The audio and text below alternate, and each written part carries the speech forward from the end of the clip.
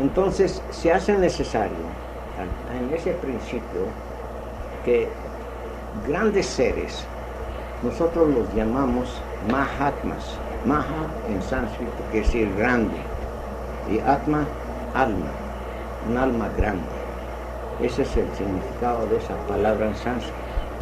Como no tiene una equivalencia en ningún idioma moderno nuestro, tenemos que decirles Mahatmas.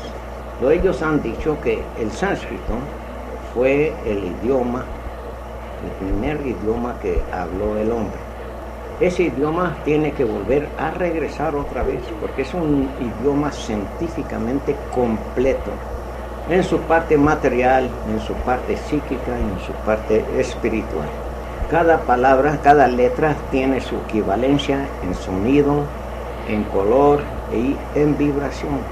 Así es que cuando esa humanidad hablaba el sánscrito, no podía engañar, porque al estar pronunciando las palabras producen también el color, y la otra persona ve el color y escucha la vibración y sabe las ondas de esa vibración, las conoce bien. Entonces no se puede engañar. Pero ahorita tenemos nosotros, por ejemplo, ese cuento de la Torre de Babel, que hablaban un solo idioma, pero que empezó a perderse y cada quien habló en un idioma distinto, y entonces ya hubo el pleito ese y la separación entre todos. Pues eso lo quiere decir. Nosotros con el tiempo tenemos que llegar otra vez a hablar ese idioma cuando seamos más puros, más espirituales. Ellos dicen que han hecho cada siglo un intento aquí en las Américas, porque aquí es donde se está produciendo la nueva raza, y aquí va a empezar a nacer aquí. Han hecho un intento para que la humanidad en la América, las razas occidentales aquí en las Américas, puedan entender esta filosofía mejor y practicarla y vivirla. ¿Y por qué han elegido ellos eso? El inglés ha estado evolucionando, continuamente cambiando. El inglés que se habla ahora no es igual al que se hablaba hace 50 o 100 años. Es completamente diferente. Ustedes saben muy bien que Jefferson, cuando se dirigió a los soldados, cuando estaban en la guerra contra los ingleses, cambió completamente el idioma. Utilizó palabras más fuertes, más potentes, con más fuerza, para animar a los soldados, porque eran muy pocos y muy mal armados, pues no podían ellos resistir el ejército inglés. Estaban bien armados y bien adiestrados. Entonces, esa fuerza de palabra que él cambió completamente el lenguaje. Ya no volvió él a usar el lenguaje inglés, sino que el americano, el que se estableció. Él fue el que inició eso. Y luego, con la ayuda de Thomas Paine, fue cuando entonces el ejército americano, creyendo que ya estaba derrotado, cuando los sacaron de Filadelfia y los metieron a los pantanos de Nueva Jersey, entonces Thomas Paine escribió lo que se llama la Edad de la Razón y empezó a distribuirla entre todo el ejército, y fue que levantó el ánimo de ese ejército y les hizo ver que no era una derrota, sino que era una victoria haber salido de Filadelfia. Y entonces así fue como se ganó la guerra. Entonces el inglés está introduciéndose lentamente y poco a poco en su cambio hacia llegar a ser el sánscrito nuevamente, y se va a empezar a hablar aquí en las Américas ese lenguaje. Entonces, si nosotros vemos eso, sabemos muy bien que aquí está nuestro trabajo y no en ninguna otra parte. Tenemos que trabajar, aprender y divulgar y enseñar a otros con el objeto de que esta filosofía, que es la única que puede salvar a las razas de no destruirse, para que se vaya infiltrando en el pensamiento y en el lenguaje de las Américas, que llegará a ser tal vez 10,000, 20,000, 30,000 años. Pero acuérdense que para el ego no existe el tiempo. Para el ego no existe el tiempo, porque el ego es un ser eterno, inmutable. El tiempo es una ilusión de nuestra mente a medida que va pasando de un de un procedimiento a otro. Entonces, a medida que va haciendo ese paso de una cosa a otra, es cuando inventa y se hace la ilusión que ha pasado tanto tiempo. Pero no existe el tiempo. Para el ego es ahorita, es la eternidad. Estamos aquí ahorita en la eternidad. Nosotros somos seres eternos, que vamos a dormir muy bien. Es un descanso, pero no al ego. El ego sigue funcionando en otros planos, pero el cuerpo es el que necesita el descanso. ¿Por qué? Porque el ego es una fuerza eléctrica superior a la electricidad. Es como la electricidad. Si no abandona el cuerpo por un momento para que descanse y vuelva a agarrar fuerza, lo quema.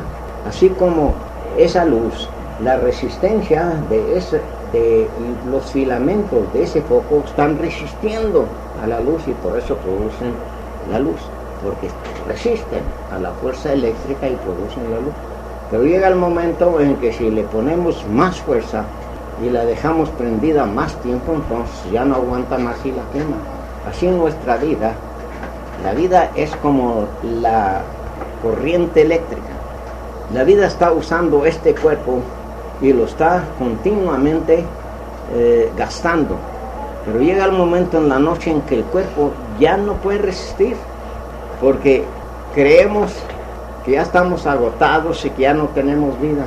Es todo al contrario. Cuando llega la noche y para el descanso, tenemos más vida en la noche que en el día o que en la mañana. Porque esa vida está continuamente trabajando sobre el cuerpo hasta que por fin, si no lo abandona, lo quema y viene la muerte. Viene digamos, la descomposición, la quemazón de nuestro cuerpo. Entonces, los maestros tienen que tomar un cuerpo igual que nosotros. Como habíamos empezado a decir, de que al empiezo de una nueva raza, seres muy superiores reencarnan junto con esa raza. Inclusive toman cuerpos de mujer. A los hombres les enseñan las ciencias, las artes, cómo construir sus hogares, sus casas, cómo cultivar la tierra. Y la mujer le enseña, y los mahatmas reencarnados en cuerpo de mujer le enseñan a las mujeres cómo preparar la comida, cómo hacer la ropa y todo lo que ustedes ya saben que es lo que tiene una mujer que hacer en su hogar, cómo cuidar a los niños, cómo alimentarlos. Y les enseñan a hablar, les enseñan nuevo lenguaje y establecen un lenguaje apropiado a esa raza. Pero como los padres le empiezan a enseñar a sus hijos, cuando ya empiezan a pararse y querer andar, le enseñan a andar, pero lo tienen que soltar.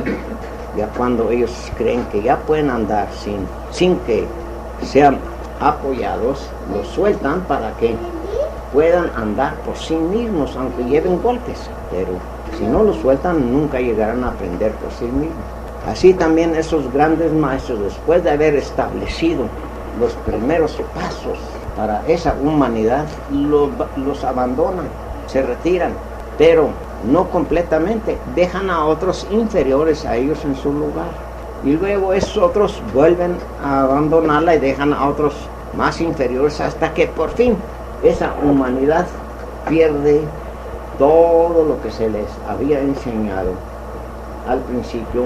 Y reyes impostores, no son reyes, son los que toman su lugar y empiezan a explotar a esa gente, hacerla trabajar y explotarla y todo eso. Y luego pierden todo lo que los grandes maestros, nuestros padres espirituales, nos habían enseñado. Entonces, ¿qué pasa? No han abandonado a sus hermanos menores. Entonces se hace necesario que uno de ellos nuevamente reencarne en esa humanidad y le recuerde y establece nuevamente esta gran filosofía entre los hombres para que puedan otra vez seguir hacia adelante con la pesada vida de esta tierra. El primero de esos tres principios es podríamos, para usar nuestro lenguaje, un idioma con el que que no está adecuado para expresar cosas abstractas. Vamos a decir principio eterno, inmutable, del cual surgen todo lo demás, de ahí surge todo, ¿no? Es el primer principio fundamental de la teosofía.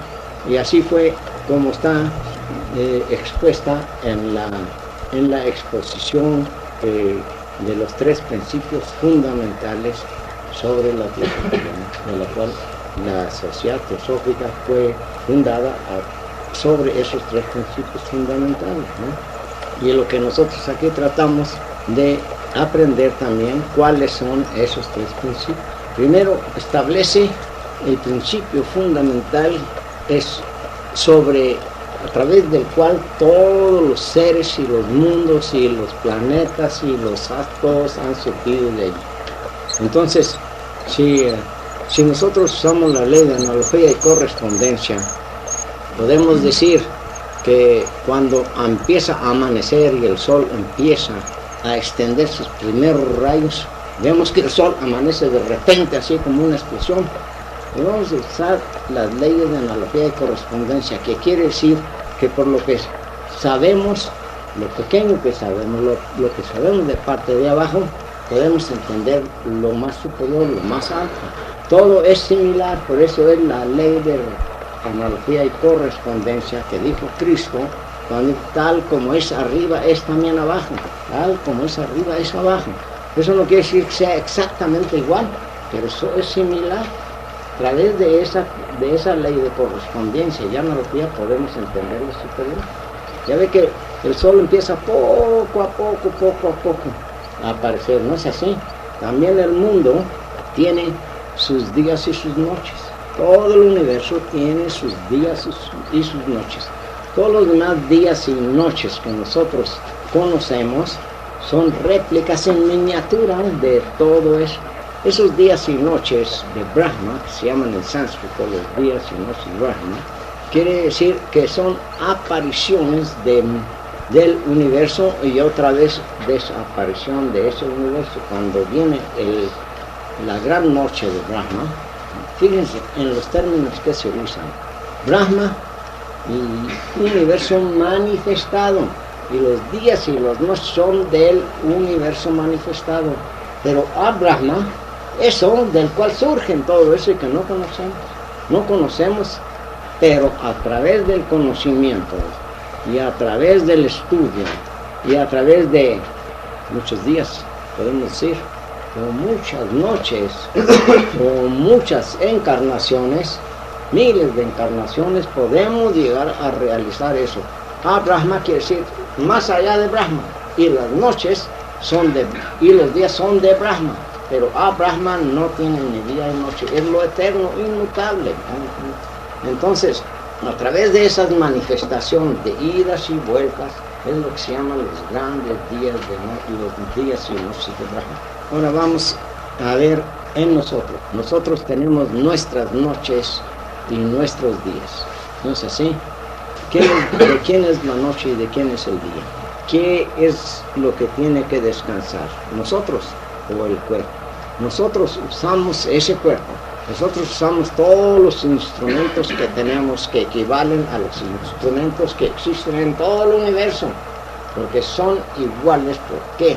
Porque todo lo que forma nuestro cuerpo, no vamos a decir que es nuestro cuerpo físico, sino que nuestro cuerpo astral y todos los demás principios que tenemos, que son también 7, que equivalen a todo al universo de 7 principios, están formados de los elementos que está el universo formado.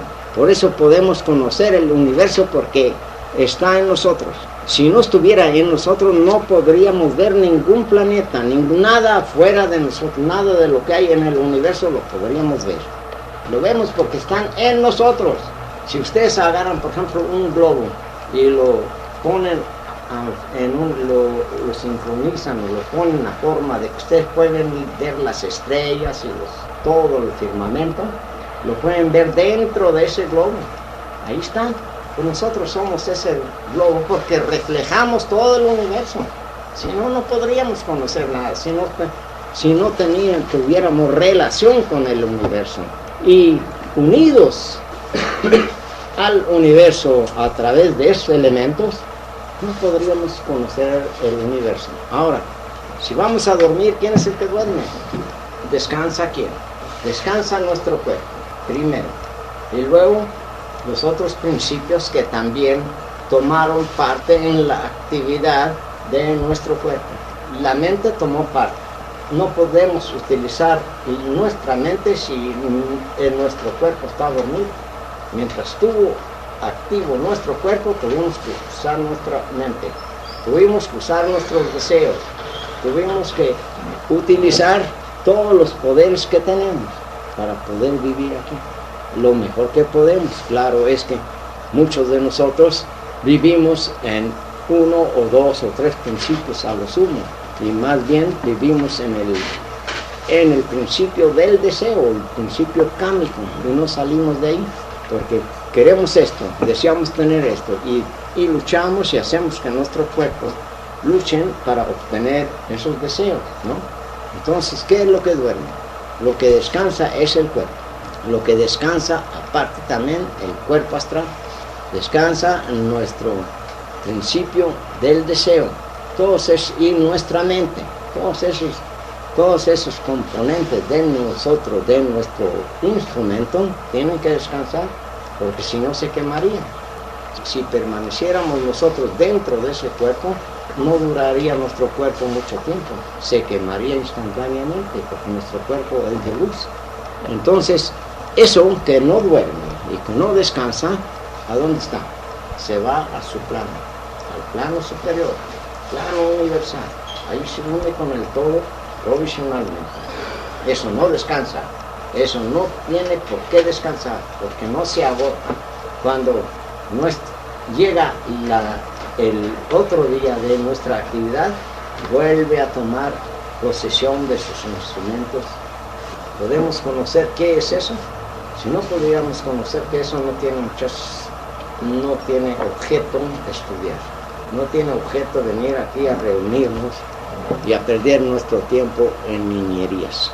Aquí este estudio y esta filosofía es con el único objeto de conocernos a nosotros mismos, para poder utilizar nuestros instrumentos adecuadamente y iluminar y enseñar a los otros, así como se nos enseñó a nosotros, para que también ellos despiertan. Y cuando la humanidad entienda que todos surgimos, que todos somos eso que manifestó todo el universo, y que no estamos separados de eso, podemos llamar vida. En alguna forma tenemos que llamarla para poder tener la idea. Vamos llamándola vida. ¿Quién conoce la vida? ¿Quién ha visto la vida? Vemos qué de la vida. Vemos sus actividades, su manera de utilizar las cosas. Podemos verla a través de los pensamientos. Pero la vida misma no se puede ver, no se ve la vida. Entonces, ¿cómo vamos a describir lo que es la vida? Si no la vemos ni sabemos. ¿Por qué? Porque la vida es nosotros. Nosotros no podemos describirnos a nosotros, ni tenemos que llegar a realizarlo y ser eso. Pero no la podemos describir, ni la podemos enseñar a nadie, sino que cada uno de nosotros tiene que llegar a esa realización. Sócrates dijo: hombre, conócete a ti mismo y conocerás a todo el universo. Pero entonces, ¿quién es el que se va a conocer a sí mismo? Es eso que no es el universo, que es superior a todo el universo, que es parte integral de todo. ¿Pueden ustedes captar esa idea? Tenemos que llegar a realizarla, y pensándola continuamente y usando esa ley de analogía y correspondencia, podemos llegar a realizarnos a nosotros mismos. Tenemos una palabra que se nos ha inculcado desde chicos en nuestras religiones, todas las religiones, no nomás la católica, todas las religiones. Dicen que hay un ser, y ese ser nos han dicho que es un Dios, que es Dios, y que ese Dios ha creado todas las cosas, pero dicen que ese Dios está separado de nosotros, ¿Quién es el que ha creado ese Dios? ¿Se creó solo? ¿quién nos enseñó a nosotros de chicos que existe ese Señor o ese Dios o lo que quieran ustedes llamar? No los enseñaron otras personas, fueron tal vez nuestros padres o tal vez los que posan como conocedores y que ellos saben lo que están enseñando y que le llaman nosotros sacerdotes o curas o lo que ustedes quieran. ¿Y a ellos quién se los enseñó? Ellos dicen que ellos también se los enseñaron otras personas y así sucesivamente. Nuestra religión está basada en la religión judaica. Esa religión judaica se les fue dado a una raza, a una tribu, por un señor que ellos dicen que es Moisés. Moisés era un egipcio. Moisés fue educado en Egipto, ni siquiera es judío. Y que dicen que él se subió a una montaña o a un monte por ahí y que le apareció Dios y le reveló esas enseñanzas y esos mandamientos. Y le dijo, vete y enséñaselos a tu pueblo. Dígame nomás qué cosa tan garrafal y tan más tonta, y que toda la humanidad lo toma por hecho, de que en algún día, no muy lejano, porque de acuerdo con la edad de la Tierra y de acuerdo con la edad de todos los planetas, Dios elige esa miserable Tierra que no es más que un grano de arena en el universo. ¿Por qué eligió esta Tierra? Y luego, ¿por qué se le ocurre revelar sus mandamientos, sus secretos a un solo Señor? Yo también puedo decir que a mí me ha revelado, pero a ustedes no les consta. Nos consta a nosotros que fue revelado eso a ese Señor. A nadie le consta eso, sino que baja de la montaña y dice, aquí están las tabletas, aquí están las tablas, mire, esos son los mandamientos de Él que me ha revelado. Pero a nosotros no nos ha revelado eso. ¿Por qué vamos a creer?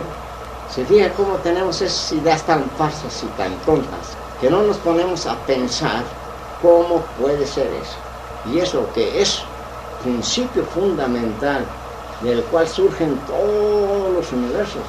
Eso no se puede conocer más que a llegar a realizarlo, porque nosotros somos una chispa de eso. Pero esa chispa no está dentro de nosotros todavía por completo.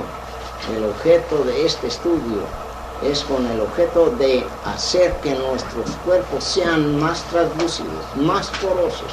Y solamente no más entendiendo eso y aprendiéndolo, sino que también poniéndolo en práctica y vivirlo. Entonces nuestros sentidos ahorita que tenemos se empiezan a extender, nuestro cerebro se empieza a ser más translúcido, más poroso. ¿Con qué objeto? De que el ser superior en nosotros pueda entrar y iluminarnos más y más. Ahorita no está en nosotros, nos ilumina nomás por fuera, porque no le permitimos que entre. Tenemos nuestra mente y nuestro cerebro completamente cerrados y de una materia muy densa y que no puede penetrar. Tenemos que hacer que ese cerebro sea más poroso, más translúcido, para que poco a poco empiecen a entrar en nosotros. Y luego nuestros sentidos se empiezan a extender. Y entonces llega el momento en que nuevos sentidos también se desarrollan en nosotros. Mejores cuerpos, mejores sentidos, más sentidos que abarcan más extensión, y poco a poco empezamos a llegar a realizar eso. Pero lo tenemos que hacer a través de la ayuda a los demás. Aprender lo mejor que podemos con el objeto de poder también ayudar y enseñar a otros.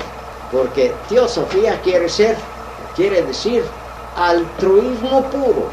Tenemos que trabajar no para nosotros, tenemos que trabajar para ayudar a los demás. Y solamente con esas ideas promulgadas y bien enseñadas podemos hacer que la humanidad viva como hermanos que somos.